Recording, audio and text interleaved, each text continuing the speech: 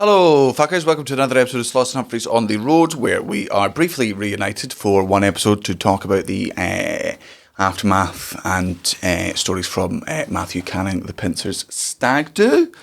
I am going to be away for a week to go on another holiday, but Kai will be filling in, and then I think you've got 2 episodes without me, and then after that, I think it's us together for 2 weeks, and then we've got Canada, still tickets available for some of those dates, and then Edinburgh. So, thank you for still subscribing and paying attention during these weeks if it's not being us. It is us now, it won't be us next week, blah.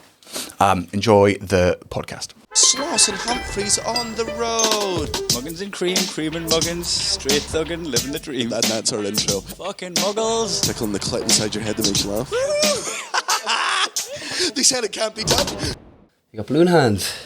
That one looks bigger than... Aye, that's when chubby that's swelled up. Aye. Is it because you've been fucking running with it like that? And what were you doing with it before? What do you mean? You were doing something? Oh, no. Like a hot spoon. I was cauterising that. The way to get rid of, if you get any sort of bug bites to leave you with itches, it's because it's the open wound reacting to the air. So if you heat up a teaspoon under hot water, not boiling water, because that leaves scars, and then put it on that, it stops. I didn't get that memo when first setting the gum shield for rugby. Hot water, not boiling water. Straight to the fucking kettle. Popped it in, my gums were bleeding. Oh, fucking bet. It was shite. Aye. Absolutely shite. Fucking playing rugby with gums bleeding. And then I just fucking scratch myself consistently. I got to say, I am very glad that I am in a secure relationship with someone who is not paranoid at all, because I don't think I could live in any other fucking relationship. Man, I cannot express to you how many random bruises I end up with on my body just throughout my life. No idea how they happened. And also, don't really care. Like, somebody would be like, how'd you do that? And I'm like, well, I've just noticed. So it's not bothering me now. I've not really thought about it. And I'm not going to work. Man, I scratch myself all the time because... Just come back with scratch marks on you. I had something on my back, and Ali was like, what's that on your back? And I just went, I'm not sure. Like, when you've done fuck all. No, you're what like, is it? What could it be? It looked like a footprint. Can you remember my back being stamped on? I've got a footprint on my back. I don't know, they're still there. I've got them. Oh, that's from it's from the chair. It's from the fucking chair we were sat on the last day. It just had holes in it. That was all. Sunburn through the holes? Mm-hmm. No, not sunburn, just sitting on it. Just cheap, shitty, lying there for a long time, putting a lot of pressure on sort of stuff. It was that. Aye. I came back with... Like, you've had a good time when you're like, can you remember anyone stamping on my back? Because I got a footprint on my back. I came back from Bulgaria and Romania and had literally 3 claw marks just across there because because I was even backstage going, sorry mate. You fucking joking me? I just grabbed on your eye. What's the matter with you? Rancid fuck. Cara went, what was that? And I'm like, man, I don't know. What does it look like? It's a scratch. How did it happen?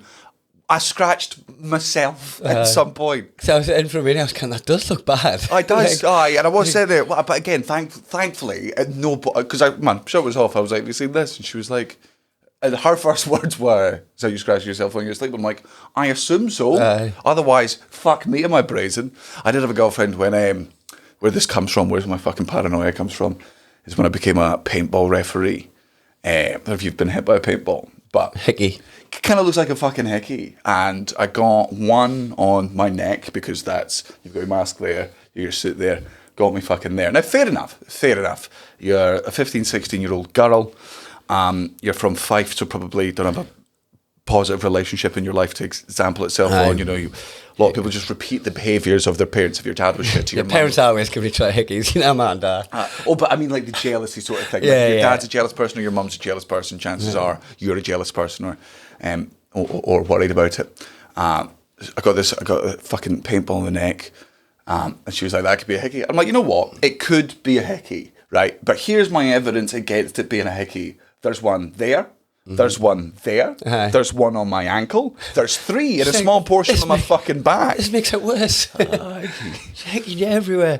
I fucking don't know. This is a shite thing to do this, but there's a lad at work who put shampoo in my sandwich, and I started eating it from the other end, so I got all the way at the end of my sandwich doing the hash, fucking as I'm eating shampoo in my sandwich, and he's like, "Well, I got you."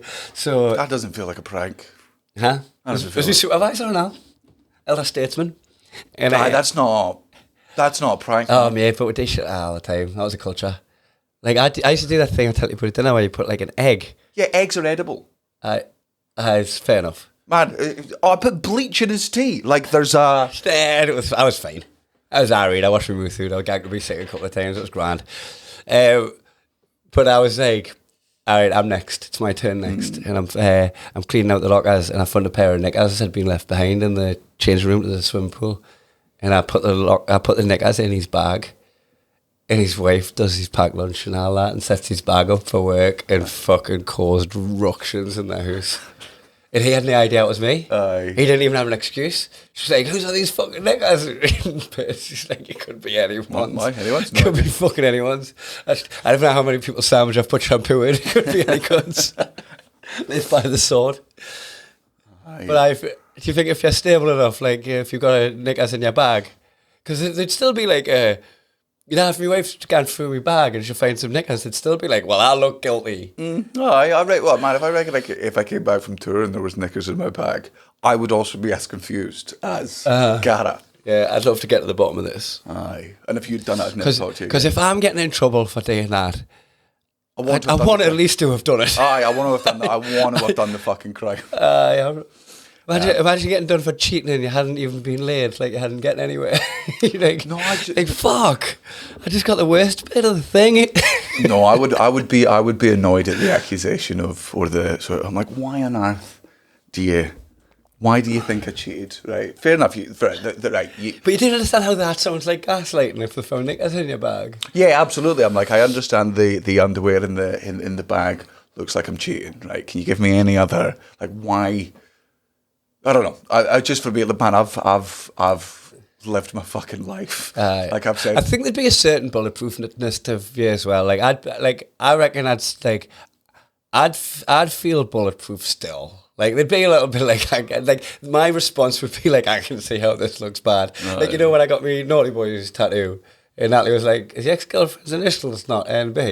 And I'm like, "Oh, well, that's not why I did it." Aye. Like we can't. But aye. Well, because I'd be the same. I think Cara could come back from a 7-day fucking hen do somewhere in the world, having not been in contact with me at all, and she could come back and I'd be like, "How was it?" She could be like, "I don't want to talk about it," and I'd be like, "Aye, Yeah. all right, trust you, baby." Mm-hmm. It's your hen do. Yeah, good. Yeah, man. Secret safe with everyone because you're not tired about it. Aye. Talk to all the other girls, none of them are saying anything. I'd be like, "Man, it sounds like you guys got given some dodgy ecstasy." It's like they've been a nom. If you want to ask any further questions, if you want to tell me any further information, I'm not going to receive any further fucking information. We've just come back from a stag do. I'm in a daze, me. Like, I've luckily avoided like any big headaches. It was last night I started I've been coughing, I've been vaping a lot, so like I'm coming off it now, so my lungs are trying to claim themselves back, so I'm hacking up, and like it's getting to the point where like if I cough too much I get a headache. So now I'm just like stifling cough so I don't get a headache. So I'm just like I'm not in a great place, but I deserve to be worse.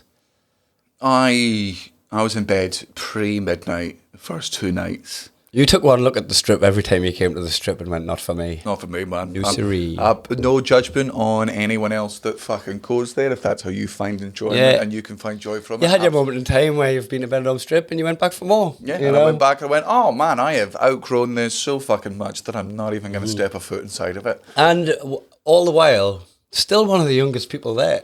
Aye. It's quite an elderly, like it's like one of two things. You can in of a place like that's jumping and feel like you've come to pick your child up, or you can in of another place like you're looking to bring your dad home. Yeah. like it's skipped our generation almost. It's so hard to not. I'm gonna try my best not to fucking judge people that go there, because at the end of the day, like, you know, cost of living crisis. It's an affordable holiday for a lot of families. It's, you know, it's value for money, I imagine. For them, it's just the sun. I mean, if you're over there with your family, you're not going down to the fucking strip or whatever. It's really. So I'm trying my fucking hardest to not I'm like, look, there's just different people who live a different life. This is their version of fun. And also, you're having fun here as well, so don't pretend that you're above it. Yeah, that's fun. And then every time I walk down the strip, I'm like, I am so fucking far above this all. Oh yeah, Like it's scuzzy. It's like absolute dregs of society, and I think that's what's funny about it. It's like there's this fucking, it's this pit. It's this pit where you're like, fucking anything goes, nothing will shock you. Like, you saw somebody crash their mobility scooter, topple off, man with one leg lying on the floor, both of them drunk, him and his mate, because it was a double out, wasn't it? Both of them fucking... I don't think it was a doubler. I think the guy who had both legs was said to his friend who had one leg, can I drive your mobility scooter? And he was like, well, obviously I can't go anywhere, so I have to sit on your knee. And then they ramped around a fucking lamppost. Because I only saw it on the floor. No, they ramped around a lamppost, and 120 people within 50 feet, not a single person ran over, just phones out, filming the whole thing. Too. And I'm like, are we still calling this humanity? Are we still like at this time in the morning, at this part of the world, are we calling what's taking place humanity? Imagine when it's like being like from there, being from there and having that version. Like, I can see why they hate. I can see again. I can see why the Spanish hate the Brits. Like, I get it. But you also hate them because they assume you to be one of them. Yeah, oh man, it's racism versus racism, and every time we respond to each other with just further racism. And I've done a lot of growing in my life. I've done a lot of growing in the past couple of weeks. I watched a bunch of stuff about North Korea, updated my opinion on that, acknowledged to Matthew that, you know, probably I was sucked in by a lot of like Western media stuff, and because it was a more nuanced thing than it just being like black and white, they are all stupid or they are all this. It's a bit more into that, and I was ignorant of that, and I acknowledge it, and I'll do some more learning about that. That being said, fuck every Spanish person to hell. I'll never outgrow it. No. There was one bit where I went to a restaurant on my own, right? I was just like, everyone's going for dinner after before we're going out, but I'm going to go for food now and have a nap. I'm just going to like have my own little fucking adventure. And I went and it took us ages to get someone's attention, asked for a menu, they brought us a menu, asked for it in English, they brought us in English, and it took us a while to get where I am, right? But I've chose what I wanted to eat, I closed the menu, I'm looking around, there's more staff than customers, but like I'm trying to get someone's attention, someone comes over and I'm like, can I have that one please, pointing at it because the English menu, I don't know how good their English are, so I give them like the fucking, and they just went, the kitchen's closed. I was like, why did he give us this?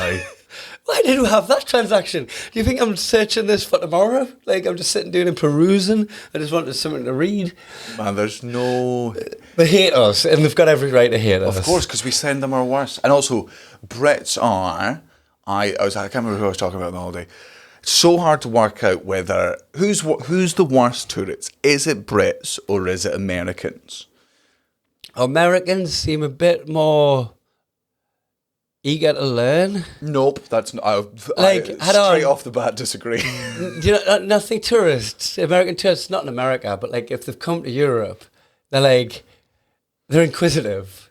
They want to see things. Like they don't just want to come to Europe and fucking hit the strip, right?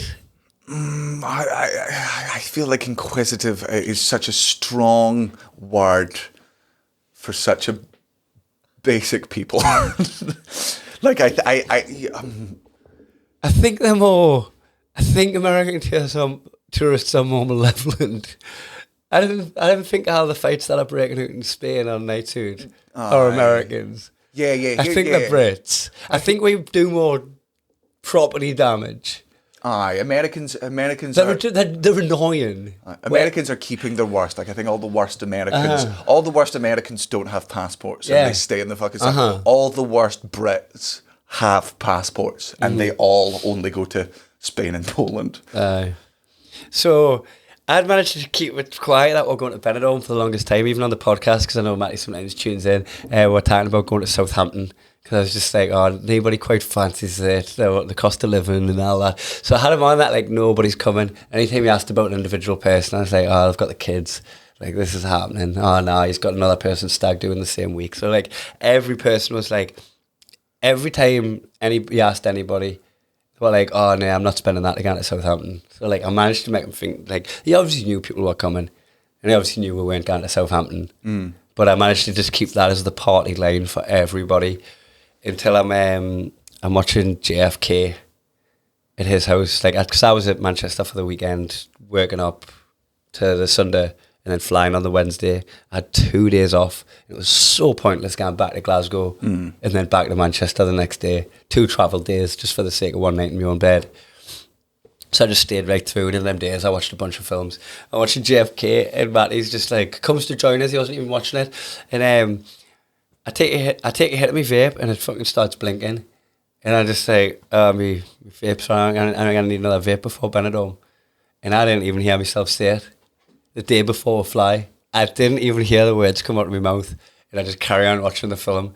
And every 10 minutes later, I'm not even exaggerating, every 10 minutes later, I just went, before where? I was like, fuck. I managed to hold on to it for about a year. Because this is the thing as well. We've done a trip to Vegas for you, right? Benidorm's always going to be underwhelming, right? It's always going to be underwhelming. But with you paid for everybody. So I was going to be able to get everybody that you wanted to come there. There was no worry about that. What I had to do is find a place that was affordable for everybody, but I could still, in that price range, get him a nice hotel. So he's in a decent hotel. Right? And we've only ever stayed in crackdowns in Benidorm before. Aye. And it was quite nice, wasn't it? The hotel that we're in, right? So I needed to just get this perfect balance of like all the people that he wants to come can afford it, but we're still somewhere nice and central and in the middle. So to do that, Benidorm was a shout. I think like when I was looking at other places, like fucking places in Portugal and stuff, it was just a bit pricier to be there. It would be a little bit out of town, or it would be somewhere scuzzier. And I was just trying to find somewhere near a golf course as well. But I thought, right, like to get from a Vegas stag to a Benidorm stag is going to be brutal, right? But if I make on that we're not leaving the UK and that hardly anybody's coming, and I like make this underwhelming thing, and then all of a sudden he's in Europe, he's in Spain, it's nice and sunny, all his mates are there. I thought just like pull it back and then push it forward would be like a good way of making it look good. And he totally started falling for it that anyone was coming. It was like Benidorm, even before I said Benidorm, I was like, oh, can you believe Benidorm's just joined the EU and we need to go and get euros for the trip? Like, I was like, you knew it was going to be overseas, right? But we get there and we get to the airport. Ricketts turns up at his house. We get to the airport. Demas turns up at the airport. So it's that thing where people are starting to gather on, and then we just carry on the party line that no one's coming. And then we get, we're stuck. And George, should we just have a cup of tea or something? Because we just want, like, Matty's like, just want a casual one. And you could tell he was just like, when's it going to start? And then he ordered the beers. He was like, we'll get a beer. Because I'm like, if he's drinking, it's going to be on his terms. And then the flight was dry and I got him a cup of tea. And then we get to the strip. And every bar we'll go to, he thinks this is where the lads are going to be. Was your flight dry because people on it People were dicks. I would love to get it put through. And I know this is an insane amount of power to give people, but I think they deserve it. I think air stewards should be allowed to confiscate and shred passports. Aye, just leave them there. Leave them in No. Spain. Just. I think just you walk down the fucking flight and people are being fucking shit and they're drinking too much and you're like, oh yeah, they're like, oh, we get another bottle of vodka. You're like, absolutely. Can I just ID you? Sorry, thank you very much. You know how you get points on your driving license? Aye. Like, how's that not a system? How do you not just get points on your passport like that? Or just giving it by like No. Too much. Just because then people can dispute the points. Then people can argue. You can't argue against the fucking shred. It's gone, man. You can be as angry as you fucking like. It's all over. Like, you know. And once you get there, congratulations. Your problem is to now work out how the fuck. Where's the embassy? Yeah. I mean, and also you'll be able to leave fine. I don't think countries are ever. I don't think Spain would be like, well, we can't let you leave, Mr. British person. I guess you have to stay here forever. They're like, man, we'll fucking stick you over on one of them migrant boats. Start launching fucking rocks at it as well. Aye, that would be some good retribution. Because that'll be the cunts. That'll be the same cunts that dehumanise them. So kind of the whole idea was to just underwhelm them with the first night that there's nobody coming, and but then Ricketts just broke rank. Ricketts was like, get the shots in, let's do it, let's have some sambucas and stuff. I ended up spewing in my mouth, didn't have anywhere to put it. Oh, the worst. full on swallowed the spew, and then had to fucking tip me pint glass and spew in that. Where were you at this point? I was at Red Lion on the strip. But what was good, because I was just like, I ban Ricketts. I was like, what are you breaking rank for? I went, underwhelming. The whole point is to just like, this just isn't fair, and like, like damp squib, like trying to fucking light a wet firework. This is not going. But actually, when Ricketts did that, it looked like he was trying to do something to give the stag a bit of something. And it actually looked really like, in retrospect, it looked really authentic. That Ricketts just went, right, I'll grab this by the bowels, these lads up, because I was letting Matty drive. So, everything, all the pace we were going at was all Matty's decision. So, like, the pace was at his pace. Matty's a financial advisor, except when he's drinking, and then he works for the NHS, because you've never seen somebody nurse a pint back to health. Matt Nurser. Aye, it's pretty fucking... Yeah, he just likes it warm. He likes a warm pint. He likes to sit and spin and just let his pint boil. Aye, get it there, throw it down his neck. So we end up having a good night. We get in about like 3-4 o'clock in the morning, and we've checked into a hotel. The hotel's nice, we're there, and he's in bed, and nobody's turned up yet.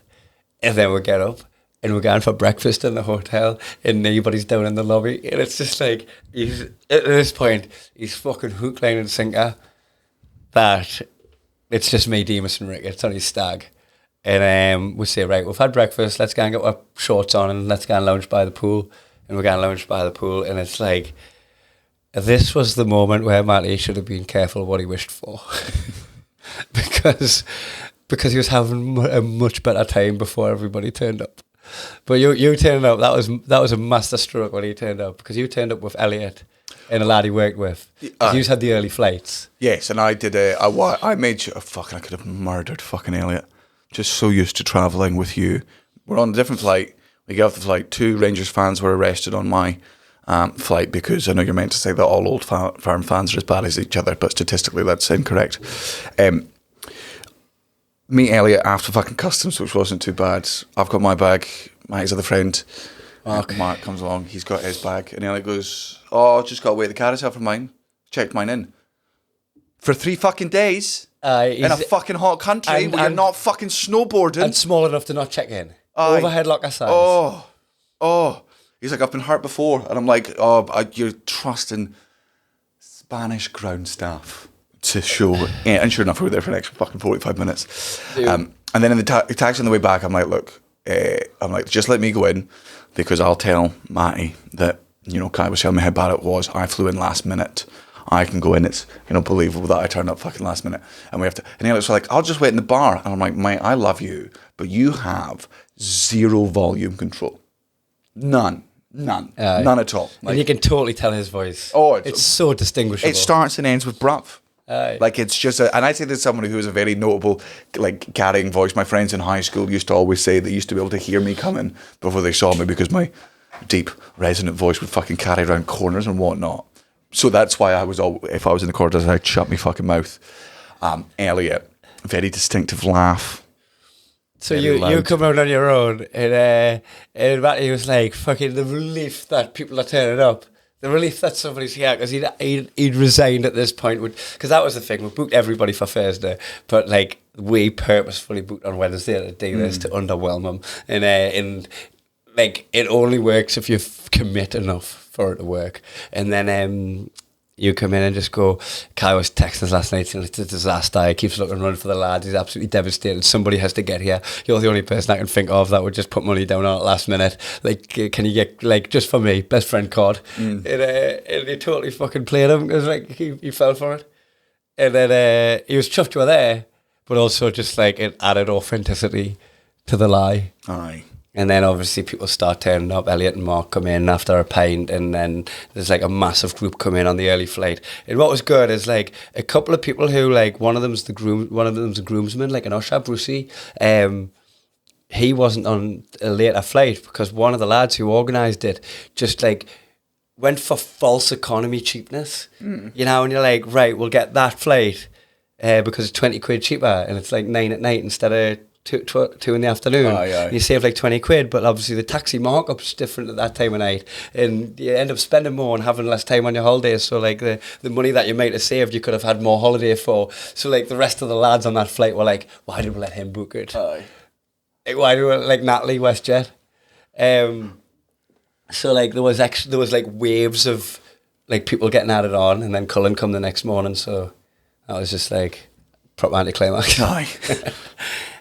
So what I set up today for him, we'll talk about how I set it up, and then we'll talk about how it went. Right? This is how I set it up, right? I got these cards, made hundreds of them. Right? They're called Pincer pounds, if people are watching the thing. They're like room key hotel cards, fit in your wallet. And what I did is I put a drinks voucher worth £2 and a shot voucher worth £3, because when Matty likes to nurse his pint, right, and we're kind of given the same stag as me, where you chose my drinks. He has your whiskey and soup. He has your fucking vodka and chili. Like he's just putting stuff in front of us, and my whole thing to that was to be blasé, spew on my feet, fucking keep. I think moving forward. I think no, Cam was in charge of your drinks when you were. Was it not Cullen? It might have been Can and Cullen, might have been a team. One of them was on food and one of them was on drinks, and they kept merging them.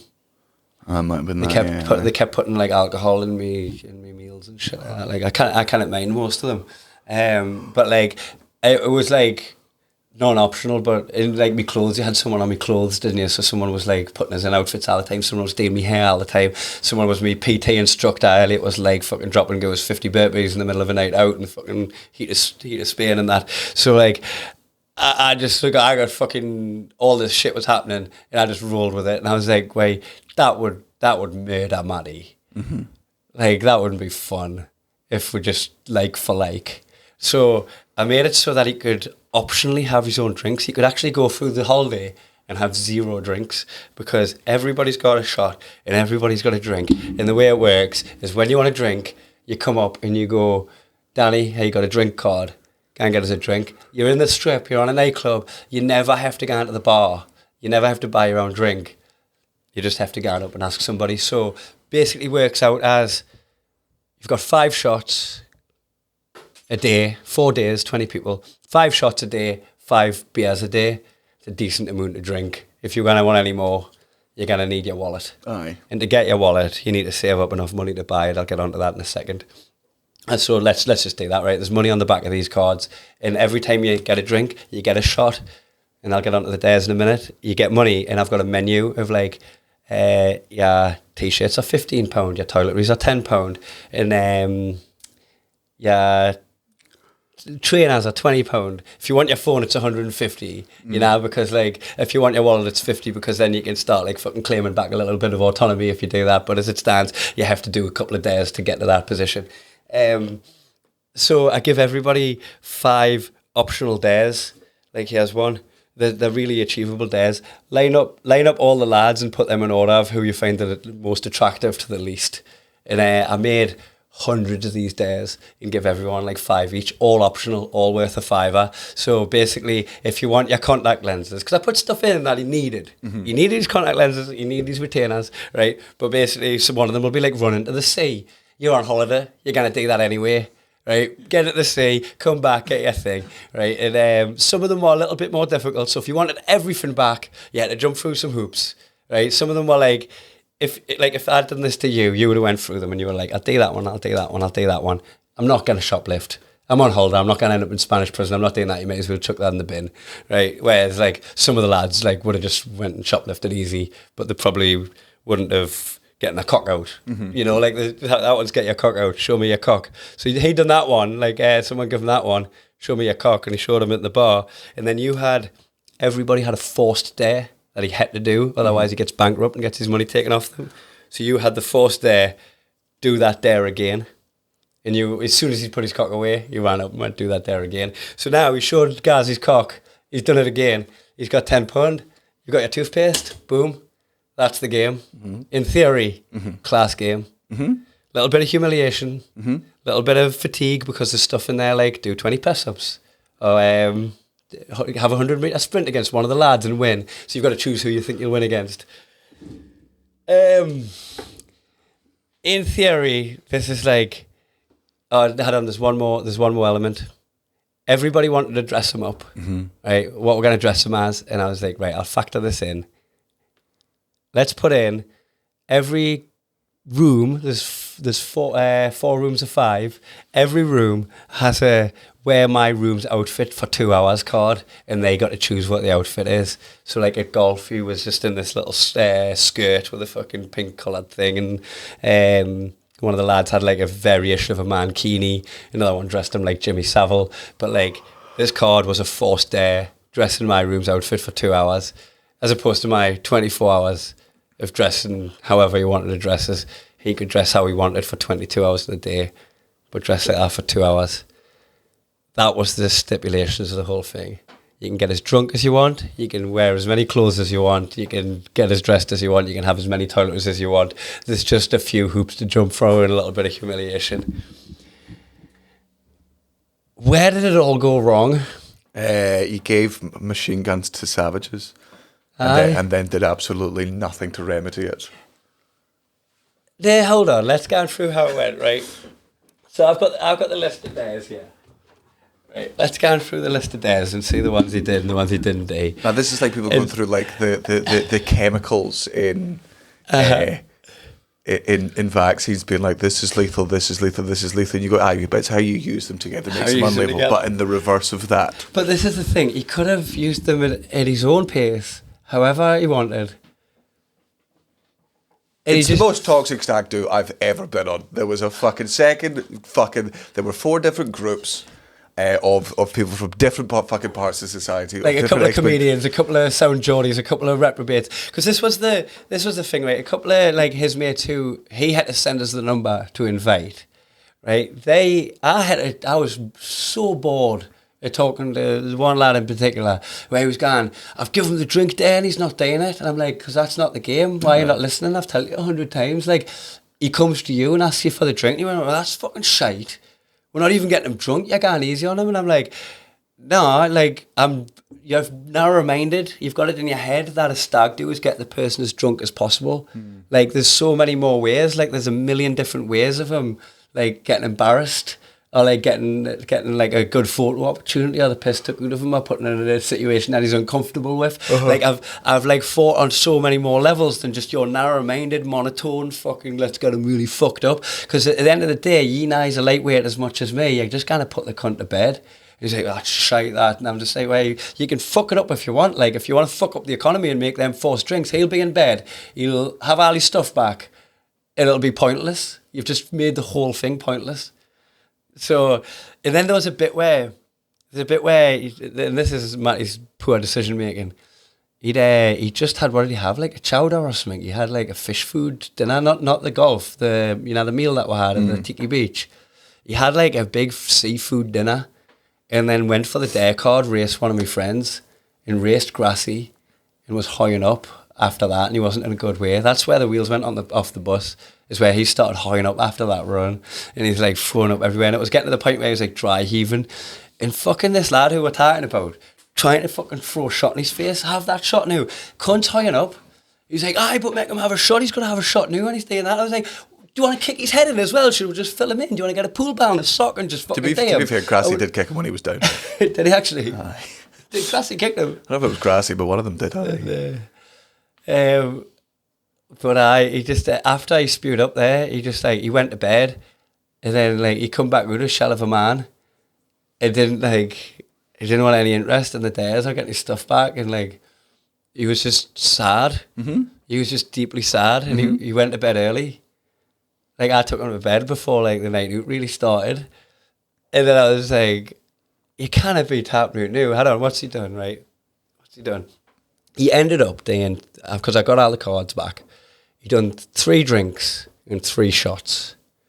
And he downed one of the drinks because that was one of the dare cards. Oh, he downed at least 2. He didn't have to. Right, well. Right, because there was one, I only put in down 1 drink. I only put that in, right? He put his mates in order of who's the most or the least attractive. Got it very wrong. He showed his cock twice. right? He acquired some knickers. There was an acquirer of knickers there, and there was this old woman next to him, and he was like, "Can you help us with any of these dares?" And she went and took her knickers off and brought them back and put them on his head. They were sitting under the table for 10 minutes. There was a wild card, which everybody had a wild card where they can choose their own dare, and if he accepts it, they can dare it. Beat Scotty D in a punch bag machine, right? And then there was Order food in order food in a Spanish accent, English in a Spanish accent, which was very funny. The video for that's good. So he done them dares, right? And then he raced against Grassy. And then he died for the rest of the holiday. I didn't do enough to break him. Like, if that's him broken, blame the man, not the game. Blame the man, not the game, if that's where he breaks. Because at that point, everybody had drank more than him. Like, but he fucking hated it. And it was really sad because we just had to go on holiday without him. He went to golf the next morning. I stayed up all that night, powered through, 8 o'clock in the morning. I wake you up for golf. We're going to get Matty, who's been in bed for 8 hours. Right, shower him, take him to golf, and he was miserable as fuck all the way around that golf course. And then, as if he was doing his own dares, got a prawn salad. Oh, he did. That was an odd. Aye. Aye. And then we get back, and he's like miserable. So we're just going to get some sleep so he can come out tonight.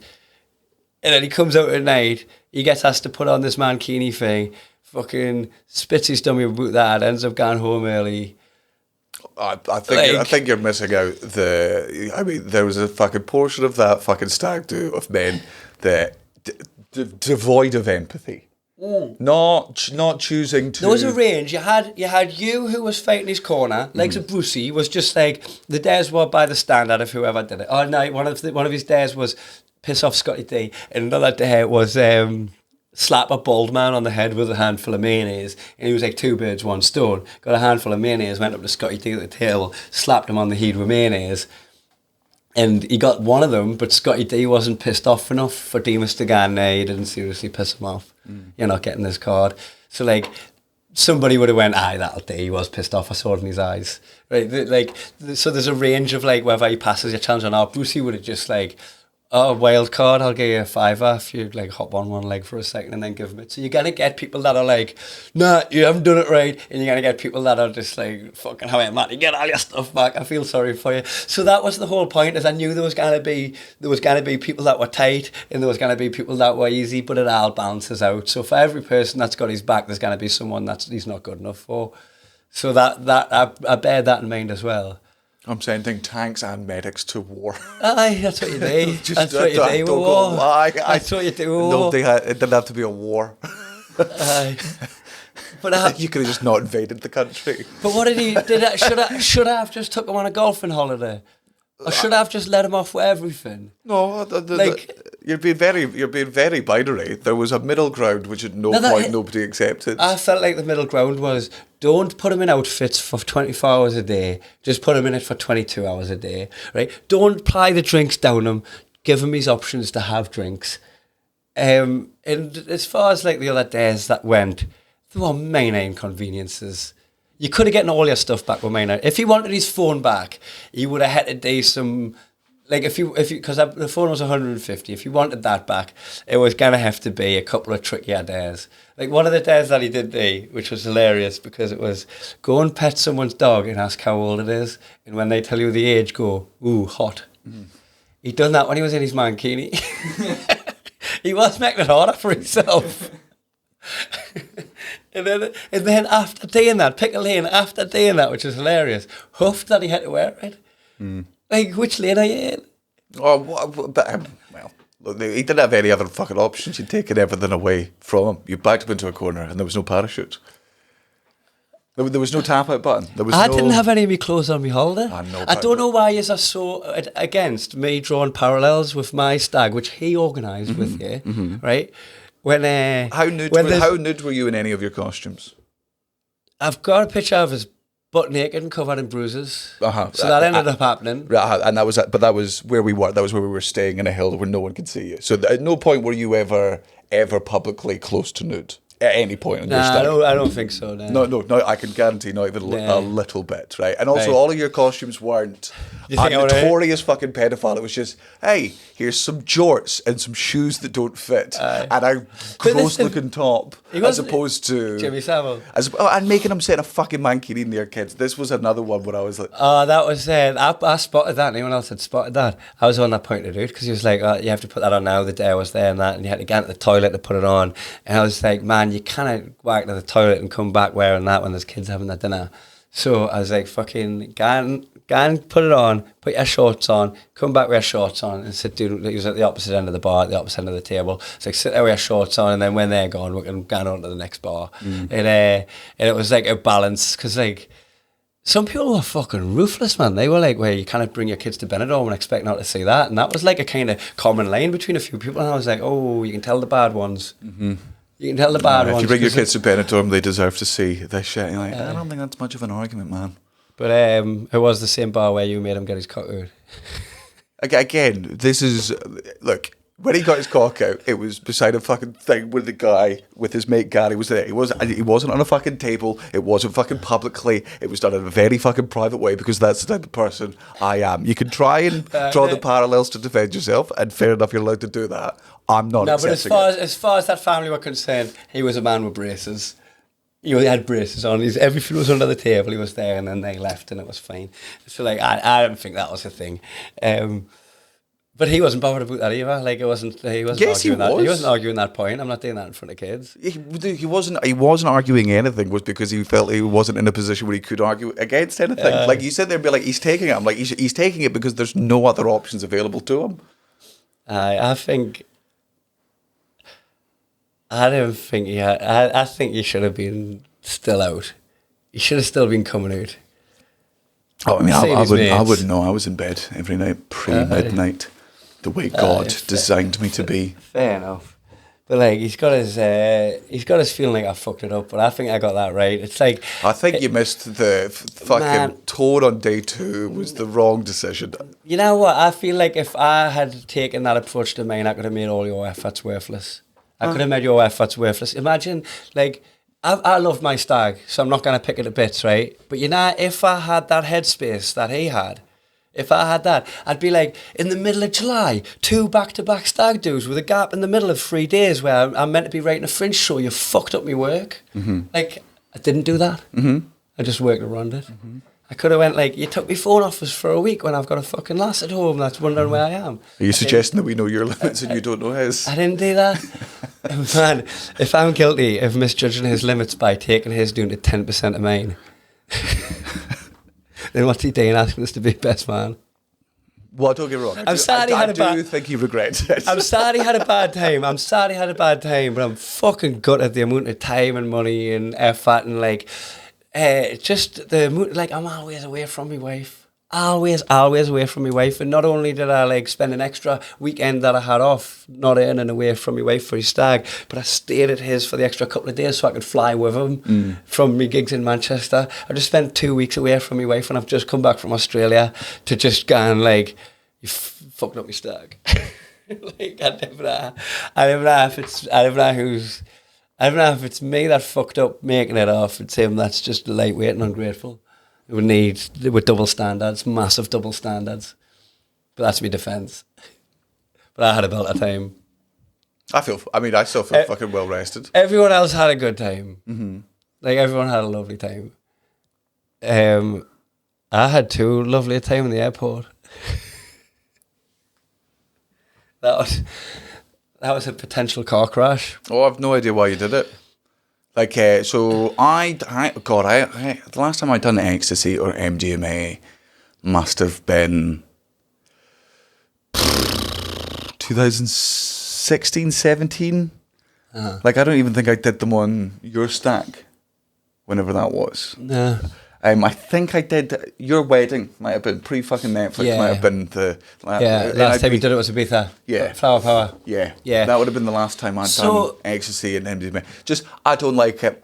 Like, I know it makes you feel good, and I'll admit that it does make you good, but for me, like, it's a real drug that epitomizes drug addiction, just in the sense that, like, it's never as good as the first time you do it. You're always chasing this high that you're never going to get, and ultimately, I don't like drugs that make me not in control. And ecstasy gives you this level of fucking false love where I'm like, oh my God, I love everyone. And I forgive everyone. And I think is I don't love everyone. And you know how like when you wake up after being drunk. Oh, had you not like text someone you didn't like, apologise? Like, man, whenever I've been on ecstasy, I've forgiven people who did not deserve my fucking forgiveness. I've been nice to people who did not deserve my fucking kindness. And I've like in my head... Like, yeah, I mean, people wake up, oh God, I got so drunk last night, I said this horrible thing. I'm like, did I text a piece of shit and tell them I forgave them for something they did 15 years ago? Because I don't. And now I have to send them a message being like, hey man, I know I said at 3 a.m. last night, I forgive you. I want you to know, I don't forgive you. Oh, it's on ecstasy? You've done no growing since then, and neither have I, so fuck off. This isn't a bond between us. So ecstasy's not my jam. I can turn it down very fucking easily. Which is, if you've ever handed me weed, you'll know it's not an easy thing for me to fucking do. You don't battle addiction with ease, no?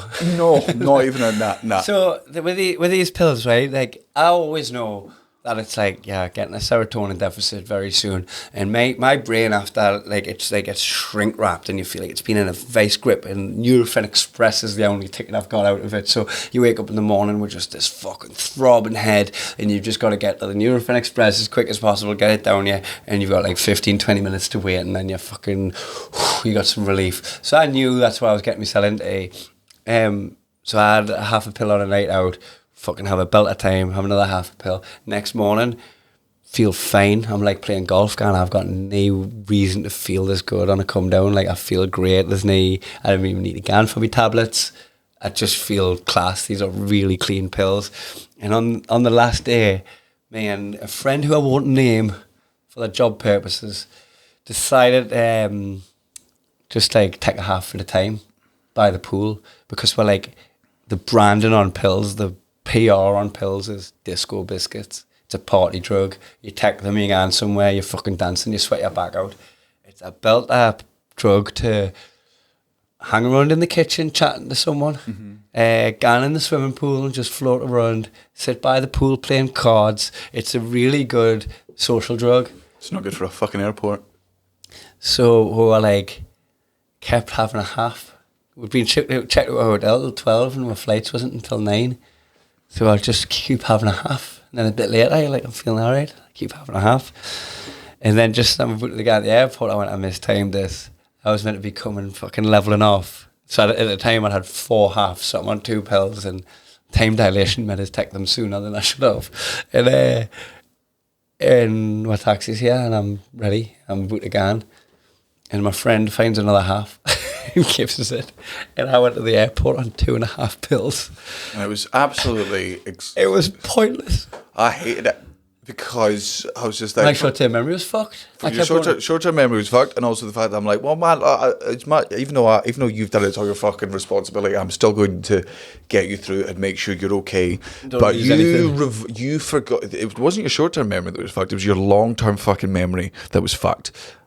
We've toured together for a fucking decade, and you have never spoken to me so much in an airport, and I've never been angry with you at an airport.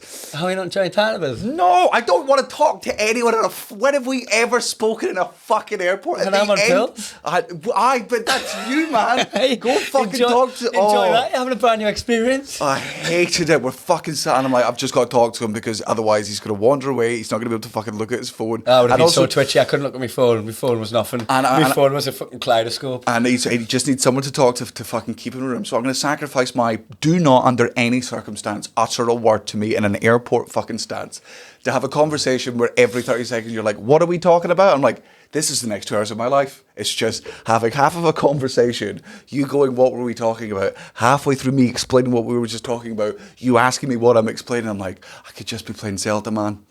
I could just be playing Zelda on my fucking Switch over there. Right? And if he wasn't on XD, he'd be sat right there playing Zelda. And that's how it should be. It's the end of a holiday. How on earth...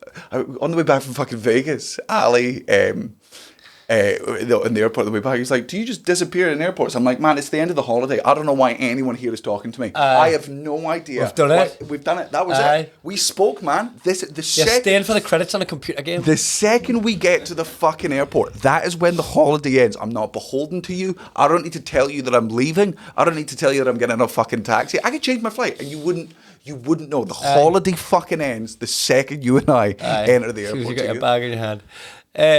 So I had this problem, and I've heard of it before. I saw it happen to Ricketts and Festival, where you cannot piss. Aye. Where like you've taken too much MDMA or ecstasy and you cannot piss, right? And I'd been at the hotel that I'd try. I'd been at the airport that I'd try, but I was starting to be mindful because he brought us free drinks, then he brought us a beer, a lemonade, and water. You're like fucking that. I'm just like one of the. You can either have all of them. You should have at least two of them. The beer is optional. The water is compulsory, and the lemonade is. Bear in mind that I already tried to have a couple of pisses. I eventually worked my way through all of these 3 bottles. And I was busting. So there's fluid in the system. I was busting for a piss, but I couldn't piss. And somebody was like, try and sit and doing the piss. It's easier, right? And I fucking sit doing. I've got my trousers doing, and I can feel it like I could feel the piss at the tip of my cock, but it just wasn't coming out. I imagine this is what it feels like for people who have stage fright, cubicle boys. You know, people who will knock out the urinal and they'll wait for the cubicle even though there's a massive queue. I've got some real backwards, bigoted opinion on those people. Yeah, me and Al. I can't. I lack so much fucking sympathy. You're in the wrong box, mate. Forget about gender. Stand up and sit and doing. Get on that one. Stop clocking up the shitters. Aye. Right. Sitting doing the piss, standing up the piss. And if you're the stand up the piss guy, what do you mean you get nervous, pig? You're not peeing in front of other people. You're not on stage, motherfucker. There's little barriers there. How obsessed do you think we all are with your fucking cock? I can't. Bad. And I'm sat there just going, don't be a cubicle boy. Don't be a stage fright boy. Just mindfulness. And I just kept that feeling of busting for a piss right at the end of me cock for us, like just trying. And then I just fucking looked down and I jizzed. I jizzed in the toilet with a soft cock without touching me cock. I took so much ecstasy, I fucking jizzed with a soft cock down the toilet trying to piss. I didn't even know that could happen. I know I fucking cried out my nostrils before. Yes. When I ruptured my tear gland. But now I've jizzed while pissing. It was, and I will also because it's really hard. It's really hard to piss after you've come as well. It was horrible because, if you every time. I'm glad you sat down. To be honest. I mean, me and you both, because I hadn't wanked that holiday either. Otherwise, it was going to be a fucking crime. Every time you've jizzed, it fires at the end of your cock. Mm-hmm. You've never ever jizzed with a foreskin like an elephant's trunk hanging over it. It was fucking horrible, mate. It was dangling like I sneezed and it was hanging off my nose. Like an elephant sneeze. Like an elephant sneeze. I went to get some toilet roll. The toilet roll. And I was sat there. Force a habit, take your sock off. Sweating and gurning and jizzing and not pissing. And I was like, I went too far. Didn't cry like a bitch though. No. Kept handled me shit. I mean, I had a lovely fucking stag do because I just tapped out every night and was like, "You been a pussy?" I'm like, "Yeah, man." None of that works on me anymore. Like, anyone was doing that to you though? You never got peer pressure by anyone. Brucey Court was once again, does Sloss just do that? Does he just ghost, does he? And I was like, oh no, he always said this stag, he wants to come with for Matty, but he doesn't want to be involved in this fucking like late nights and all that. He just wants to go back and really. Well, I got a bit of pressure, but just from the people I'm used to pressure from and who I know, Ricketts and that. Ricketts and. Just people that want to hang out with you, that's all. Yeah. And that's and Elliot and Connor, I just kept saying to him, I'm like, man, you've got all day to fucking hang out with me. Like, I'll be out. I didn't take any fucking siestas. I was like drinking during the day, but I like sleeping through the night. Getting up sharp, seize the day. I love it because there's so many lads there that I hadn't seen in so long and like not spent like proper time with anyway. When I got back to Blythe, it's like you spread yourself thinly. You're just fucking speed dating them. And then to just like actually have some quality time around the pool, playing cards and all that, like going out having a fucking dance. Like I had a lovely time. I'm gutted that's not how it worked out for Matty, but like at least like I said to him that I was gonna get him home in one piece. I got him back well rested, sober. all of his money. I over-delivered, he didn't spend a penny. Motherfuckers there crying, man. I just wonder, I don't know what he wanted. What did he want? Because he would have been gutted with the 4 people turning up. Did he just want a golfing holiday? I mean, he is 40. Aye, mate, he just wanted a golfing holiday. Maybe he should pick better mates. Aye. I mean, he did pick me as best man, I just couldn't do it. Aye, that was a really silly move, starting the day with a prank. You know, everybody that tuned in for you getting asked for to be best man instead of me. I don't know why you'd set us up in that direction. Like fucking shampoo in the sandwich, that. Just put shampoo in my sandwich early doors. I feel like that's there are pranks that are, I think are, acceptable and good and not necessarily, well, mostly victimless, but it's like, all right, all you're doing is causing somebody like social discomfort there. But physical discomfort, and you've put shampoo on your foot. Man, if anyone put shampoo on my sandwich, I would phone the fucking police. 100%. Just spit it out, man. You can't. Nah. You're so fucking uneducated. You have no idea what you just did. You've no idea how fucking toxic that is. Nah. Enjoy. It's kind of there, shampoo. You're getting your move when you're washing your hair. Nah. That would be fucking friendship over for me. If you had me a fucking shampoo sandwich, man, I'd spit it out in front of you, right? And then I wouldn't say anything, and just then I would delete your number. I bet you, hello, because I would have been about 19, 20 at the time. I bet you and Ali were doing shit like that. I bet you were. Ali ate his own sick once, but that was very much like... You're just a middle-aged man now, that's all. That's not very sensible. No, like, again, but sick's been inside of your body. I'm talking, like, I did fuck Grassy up with something like that, though. I put fairy liquid in one of the fucking water bottles, mindlessly. I didn't know how fucking toxic it was. It's really toxic. And everyone at, like, fucking training, it was training, but half-time training, swilled him back, and he just saw Grassy vomit everywhere, and me and Brucey, who did it, we filled up the water bottles. But it's like, I got him. He was off work for a week. Aye. He was like, fucking, my dad was like, Kai, that's really dangerous, that, mate. Like, you've got to be fucking careful with shit like that, because I can take your stomach lining off, and that's obviously what's happened. And I was like, oh, shit. Yeah, whoops. So we actually fucked Grassy up doing that. So that's why you stop doing shit like that, because you've done it once. I got Brucey with, he come back to me, and I was like, do you want to borrow a spare toothbrush? And he stayed in mine. I got a toothbrush from behind the sink, like my ma uses the plugs in the shower head. I fucking give him that, and he didn't even look at it, put toothpaste on. He just starts foaming up black in his mouth. Again, another one when I was... But like, this is who we were as youngins. Aye. So like, when you think about that shit, it's toned down a lot when I'm like, put your mates in order of hotness. Wave at a boat until someone waves back. That was my one. I wrote that one. Order food in a Spanish accent. Like, there was enough of them to get enough clothes back to get on with a holiday. Like, I only made it like so that there was a handful of difficult ones if you wanted all your shit. Mm-hmm. So if you want your aftershave and you're watching all that, you're going to have to start going through the gears. And you said you wouldn't have done it. No. But I guarantee, if like, obviously you wouldn't have done it with Matty's mates. But with your mates... Right, you would have gamified it. You would have had like put your things down, and you would have threw some out, and you would have went keep them for later. I'll do this one now, and you would have done it like an escape room.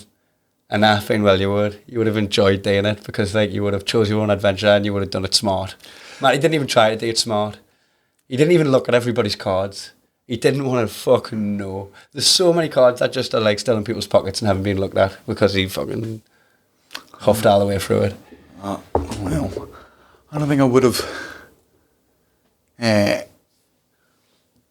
mean, there's a bunch of ones I wouldn't have fucking done. I would have just. It was the rule change. It's like if he buys his wallet back, I'm taking the cards off him. I would have been right, like that would have been me. Absolutely, completely and utterly. Like go to reception, being like, "Hiya, can you phone my landline at home?" I got it, and he just booked me on the next flight from fucking Las Vegas to London. I'm coming home. They've rigged the system. I'll see you later.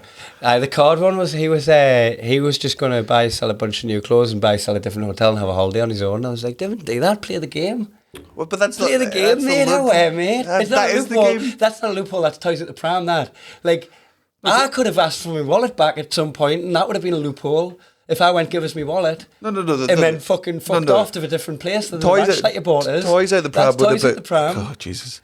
Toys at the pram was what happened on Tuesday, which was, I'm done and I'm not doing it anymore. That's toys out the pram. Mm-hmm. I'm going to buy back my wallet because you've allowed me to buy it back, and I'm going to use that money to end this. Mate. That's not toys at the pram. I would have been more gutted if I'd like paid for his holiday, got him in a nice hotel, got his out mates there, got all his drinks paid for him, and just because he didn't want to wave at a boat, he bought his wallet back and fucked off. Well, I mean, you could have made the trip more fucking pleasant then, or you could have made it fucking easier to the point where he didn't want to leave. Like, there's other ways. No, mate, I think you've got a kid and you've got all this, and you're like, But he's got heart this- problems. Well, he shouldn't have bought gear. Like, you know what I mean? What are you doing? I didn't get gear for you. That wasn't part of it. I mean, I every single man on that wedding at that stag do said they would have tapped out the fucking day before, and then kept doing what they were doing, and I'm like, this is No, just... not every single man. You got that wrong. It was you and Dickie. No, Yeah, because he said that of his, and then I went through, and I would have just went, I would have done this and that, and I would have had this, and I would have moved. Demas wouldn't have done it. Ricky said he wouldn't have done it. Fucking... Joking. No, I'm telling you. It's way it's way less than like what's happened on the road stags. I mean, Ricketts hasn't had a stag, but like Demas would have been dressed up the whole time and all that. 10, like, 15 years ago. Huh? How long has he been married? Don't know. It doesn't matter. Yes, it does. Of course it fucking matters. Of course it matters. People grow and change and get older. Like, you just said the reason Well, I wouldn't do it is because I'm a dad now. Like, But yeah, you I would have done it when I was 21. But you know But I what? wouldn't do it now because So why? me 10 years ago would have done this. Me now would not have done this. And because you admit yourself, I've changed. I'm a dad now. Like, that was, you know... No, but that just means like you can't be without your phone. There's like a handful of things where like you'd have to tweak it again for you. I'm not going to take your phone off you and you've got a kid at home. I mean, Matty's got a kid at home, but he's married now. It was such achievable days. I reined it right in for him being a 40-year-old. Reined it right back. It's a damn shame. But when it was in full swing, everybody who was saying I wouldn't have got this far was like, you could package this and sell it. Sell this as a package so that stags who Googling stuff today on stags can get their fucking list of 100 days, divvy them between their mates, put the drink tokens out, and then just fucking, like, you're on your way, monitor it. It wasn't until he started, like, it wasn't even a 100-metre sprint because I watched the video back and it took 10 seconds on sand to finish. Oh, wow, world record. That's Olympic world record. Oh, that's amazing. On sand. So it was probably... No wonder he was spewing. It was probably about 40 metres. Right? It only went tits up because he ran 40 metres. They haven't blamed the game, blame the man. That's what I'm saying. I'm blaming the referee and the fans. What do you guys think? You're off on holiday now, aren't you, again? Yes. Back to Spain? Well, fucking Tenerife, because I love my wife and she loves Tenerife. And if I went back on my I'm never going back to Spain thing for Matty's stag, I couldn't. You've got to get on Tenerife for Cara. Yeah, I mean, but she did a real good pitch of that Tenerife technically doesn't count as Spain, I mean, we'll see. I can't imagine I will come back with any different opinions on. Go to the Siam water park. That's the best. If you like the water parks in Florida, it's on par. It's on par, okay. Because she was like, what do you think about the water parks? I'm like, I'm heard it's one of the best in the world. But I have, like, America does.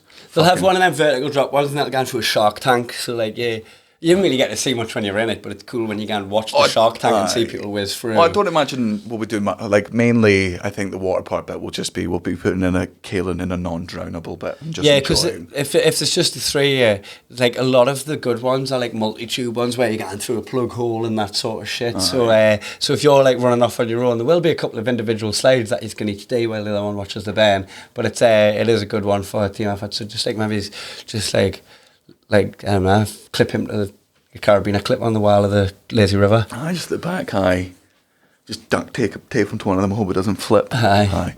Oh no, I think we'll be fine not doing heaps. I mean, I was like, originally it was going to be a holiday to recover from the fucking stag, but I'm You fine? aye. Totally fine. Well, I mean, we'll see. Like, I think now we're at the age where it's like sometimes there's like a 2 or 3 day delay, but that would be the worst thing if like tomorrow or Thursday while I'm in the sun, my body goes, hey. Here, I'm going to take all that serotonin you stole. And I'm like, cool, man, have it. My son's there. I'm sure I'll be making more. I've got a vat of it. Aye. I'm getting my voice back for the pod because I lost this poor completely. you fucking, was it? This, Day 2, after the night where I powered through and carried on to golf. I stayed up at like 1:30 that next morning as well. Like, so that was one of my biggest sessions ever. But like, I'm trying to organise 20 people to move different bars and stuff. And I'm like, just couldn't get my words out. So I'm just like whispering instructions to people who are loud. Aye. And then I got to karaoke and trying to talk to people all the top of karaoke. People ask us questions and I'm like, I don't know. Just your wee etch a sketch. Didn't cry like a bitch. Right. Let's see. Well, I won't see you for 2 episodes probably. Yeah, I'm going to leave all the stuff here and come back. And I think Glenn Wool's in town, did you tell us? I did to easy guy, so definitely do that. So let's see if I can get Glenn Wool to come for one, and I'll see if Cullen will do one, and then you'll be back. Tweet. Bye.